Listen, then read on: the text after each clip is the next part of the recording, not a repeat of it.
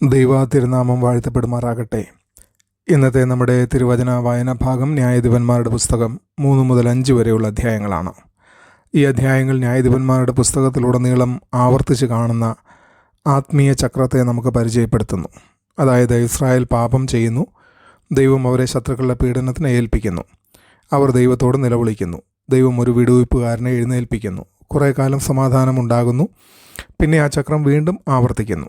എന്നാൽ ഈ ആവർത്തനത്തിൻ്റെ അടിയിലായി വെളിപ്പെടുന്നത് ഇസ്രായേലിൻ്റെ പരാജയങ്ങളെക്കുറിച്ച് മാത്രമല്ല, ദൈവത്തിൻ്റെ അചഞ്ചലമായ നിയമനിഷ്ഠയുള്ള കരുണയെക്കുറിച്ചാണ്. ന്യായാധിപന്മാർ 3-ാം അധ്യായം എന്തുകൊണ്ടാണ് ദൈവം ചില കനാന്യ ജാതികളെ ദേശത്ത് ശേഷിപ്പിച്ചതെന്ന് വിശദീകരിച്ചുകൊണ്ടാണ് ആരംഭിക്കുന്നത്. അവ ഇസ്രായേലിൻ്റെ വിശ്വസ്തതയെ പരീക്ഷിക്കുന്നതിനും വരും തലമുറകളെ ആത്മീയ യുദ്ധത്തിൻ്റെ യാഥാർത്ഥ്യങ്ങൾ പഠിപ്പിക്കുന്നതിനുമായിരുന്നു. ദുഃഖകരമെന്ന് പറയട്ടെ, ഇസ്രായേൽ ഈ പരീക്ഷയിൽ പരാജയപ്പെട്ടു. യഹോവയോടുള്ള സമർപ്പണത്തിൽ ഉറച്ചു നിൽക്കുന്നതിന് പകരം അവർ ജാതികളുടെ ദേവന്മാരെ പിന്തുടർന്നു. ഇസ്രായേൽ ദൈവത്തെ മറന്നപ്പോൾ ദൈവം വിദേശ രാജാക്കന്മാർക്ക് അവരെ പീഡിപ്പിക്കുവാൻ അനുവാദം നൽകി. എന്നാൽ അവർ ആത്മാർത്ഥമായി യഹോവയോട് നിലവിളിച്ച ഓരോ തവണയും ദൈവം അവരുടെ പ്രാർത്ഥനയ്ക്ക് ഉത്തരം നൽകി. ആദ്യമായി പരിചയപ്പെടുത്തുന്ന ന്യായാധിപൻ ഒത്നിയേലാണ്. യഹോവയുടെ ആത്മാവിനാൽ ശക്തിപ്പെടുത്തപ്പെട്ട ഒരു മനുഷ്യൻ. അവൻ മുഖാന്തരം ദൈവം ഇസ്രായേലിന് ജയം നൽകി. 40 വർഷം സമാധാനവും നൽകി. യഥാർത്ഥ വിടുതൽ മനുഷ്യൻ്റെ കഴിവിൽ നിന്നല്ല, ദൈവാത്മാവിൻ്റെ ശാക്തീകരണത്തിൽ നിന്നാണ് ആരംഭിക്കുന്നതെന്ന് ഒത്നിയേൽ നമ്മെ ഓർമ്മിപ്പിക്കുന്നു. ഒത്നിയേലിൻ്റെ മരണശേഷം ഇസ്രായേൽ വീണ്ടും പാപത്തിലേക്ക് വീണു. അപ്പോൾ ദൈവം മോവാബ് രാജാവായ എഗ്ലോനെ 18 വർഷം അവരെ പീഡിപ്പിക്കുവാൻ അനുവദിച്ചു. തുടർന്ന് ദൈവം യേഹൂദിനെ എഴുന്നേൽപ്പിച്ചു. അവൻ ഇടങ്കയ്യനായിരുന്നതുകൊണ്ട് ആ സംസ്കാരത്തിൽ അസാധാരണനായി കണക്കാക്കപ്പെട്ടിരുന്നു. എന്നാൽ ദൈവിക ജ്ഞാനത്താലും ധൈര്യത്താലും ദൈവത്തിൻ്റെ വഴിനടത്തലിനാലും യേഹൂദ് എഗ്ലോനെ പരാജയപ്പെടുത്തി 80 വർഷം സമാധാനം രാജ്യത്ത് സ്ഥാപിച്ചു. അതിനുശേഷം ശങ്കർ രംഗപ്രവേശനം ചെയ്യുന്നു. അവനെക്കുറിച്ച് ഒരു വാക്യം മാത്രമേ രേഖപ്പെടുത്തിയിട്ടുള്ളൂവെങ്കിലും അവൻ്റെ ജീവിതം ആഴമുള്ള ഒരു പാഠം പഠിപ്പിക്കുന്നു. ഒരു മുടിങ്കോൽ മാത്രം എന്ന് പറഞ്ഞാൽ ഒരു കാളയെ തെളിക്കുന്നതായ തോട്ടി മാത്രം ഉപയോഗിച്ച് അവൻ 600 ഫെലിസ്തരെ സംഹരിച്ചു. നമ്മുടെ കൈവശമുള്ളത് എത്ര ചെറുതായാലും അത് വിശ്വസ്തയോടെ ദൈവത്തിന് സമർപ്പിക്കുമ്പോൾ ദൈവം അതിലൂടെ അസാധാരണമായ വിജയങ്ങൾ നടത്താൻ കഴിവുള്ളവനാണ്. ഈ അധ്യായത്തിൻ്റെ സന്ദേശം വ്യക്തമാണ്. നമ്മുടെ ബലഹീനതകളും സാമൂഹിക സ്ഥാനവും പരിമിതമായ വിഭവങ്ങളും ദൈവത്തിൻ്റെ പ്രവർത്തനത്തിന് തടസ്സമല്ല. അവിടുന്ന് അന്വേഷിക്കുന്നത് സമർപ്പിതമായ ഹൃദയങ്ങളെ ആണ്. 4-ാം അധ്യായത്തിൽ ബൈബിളിലെ ഏറ്റവും ശ്രദ്ധേയരായ നേതാക്കളിൽ ഒരാളായ ദബോരയെ നാം കാണുന്നു. ആത്മീയ നേതൃത്വം അപൂർവമായിരുന്ന ആ ഒരു കാലഘട്ടത്തിൽ ദൈവം ജ്ഞാനവും പ്രവചനപരവും നിറഞ്ഞ ഒരു സ്ത്രീയെ ന്യായാധിപതിയായി ഉയർത്തി. ആ കാലത്ത് ഇസ്രായേൽ കനാൻ രാജാവായ യാബീൻ്റെ പീഡനത്തിലായിരുന്നു. അവൻ്റെ സൈന്യാധിപനായ സീസറയ്ക്ക് 900 ഇരുമ്പുരഥങ്ങളുണ്ടായിരുന്നു. അത് അന്നത്തെ സാഹചര്യത്തിൽ ഭയാനകമായ ഒരു സൈനിക ശക്തിയായിരുന്നു. ദൈവം ദബോരയോട് ബാരാക്കിനെ യുദ്ധത്തിന് വിളിക്കാൻ കൽപ്പിച്ചു. ബാരാക്ക് ദൈവത്തിൻ്റെ വാഗ്ദാനം വിശ്വസിച്ചിരുന്നുവെങ്കിലും അവൻ്റെ വിശ്വാസം പൂർണ്ണമായിരുന്നില്ല. അതുകൊണ്ട് ദബോരയും കൂടെ വരണമെന്ന് അവൻ അഭ്യർത്ഥിച്ചു. ദബോര അവനോടൊപ്പം പോയി. എന്നാൽ അന്തിമ ബഹുമതി ഒരു സ്ത്രീക്കായിരിക്കുമെന്ന് അവൾ പ്രവചിച്ചു. സീസറ തൻ്റെ കൂടാരത്തിൽ അഭയം തേടിയപ്പോൾ ധൈര്യപൂർവ്വം അവനെ വധിച്ച യായേൽ മുഖാന്തരം ആ പ്രവചനം നിറവേറി. ഈ അധ്യായം നമ്മെ പഠിപ്പിക്കുന്നത് ദൈവത്തിൻ്റെ വിജയങ്ങൾ സൈനിക ശക്തിയാൽ നിർണ്ണയിക്കപ്പെടുന്നതല്ല, അനുസരണത്താലാണ്. ഇരുമ്പുരഥങ്ങൾ ശക്തമാണെന്ന് തോന്നാം, എന്നാൽ സർവാധിപനായ ദൈവത്തിന് മുമ്പിൽ അവയ്ക്ക് ശക്തിയില്ല.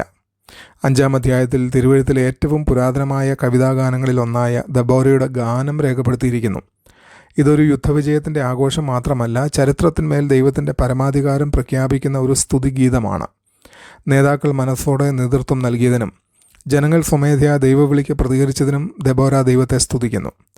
ദൈവവിളിയോട് അനുസരിച്ച ഗോത്രങ്ങളെ അവൾ പ്രശംസിക്കുകയും പ്രതികരിക്കാതെ നിന്നവരെ സൗമ്യമായി ശാസിക്കുകയും ചെയ്യുന്നു. ഈ ഗാനം സൃഷ്ടി മുഴുവൻ ദൈവത്തിൻ്റെ പക്ഷത്ത് യുദ്ധം ചെയ്തതായി അതിശയകരമായി ചിത്രീകരിക്കുന്നു.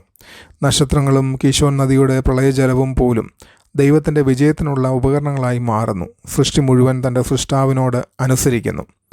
അധ്യായം ഈ മനോഹരമായ പ്രാർത്ഥനയോടെയാണ് അവസാനിക്കുന്നത്. യഹോവേ, നിൻ്റെ ശത്രുക്കളൊക്കെയും ഇവണ്ണം നശിക്കട്ടെ. അവനെ സ്നേഹിക്കുന്നവരോ സൂര്യൻ പ്രതാപത്തോടെ ഉദിക്കുന്നത് പോലെ തന്നെ. ഇത് വെറും കവിതയല്ല, ദൈവരാജ്യത്തിൻ്റെ അന്തിമ വിജയത്തിൻ്റെ ദർശനമാണ്. അവിടെ ദുഷ്ടത പരാജയപ്പെടുകയും ദൈവജനങ്ങൾ അവിടുത്തെ മഹത്വത്തിൽ പ്രകാശിക്കുകയും ചെയ്യും. ഈ അധ്യായങ്ങൾ ഇന്നത്തെ വിശ്വാസികളോടും ശക്തമായി സംസാരിക്കുന്നു. ന്യായാധിപന്മാരുടെ പുസ്തകത്തിൽ കാണുന്ന അതേ ആത്മീയ ചക്രം പലപ്പോഴും നമ്മുടെ ജീവിതത്തിലും ആവർത്തിക്കുന്നു. ജീവിതം സൗകര്യപ്രദമാകുമ്പോൾ പ്രാർത്ഥനയെയും തിരുവചന ധ്യാനത്തെയും ദൈവാശ്രയത്തെയും നാം ക്രമേണ അവഗണിച്ചേക്കാം. ആത്മീയ വിട്ടുവീഴ്ച ഒരിക്കലും പെട്ടെന്ന് സംഭവിക്കുന്നതല്ല. ചെറിയ അനുസരണക്കേടുകളിലൂടെയാണ് അത് ആരംഭിക്കുന്നത്.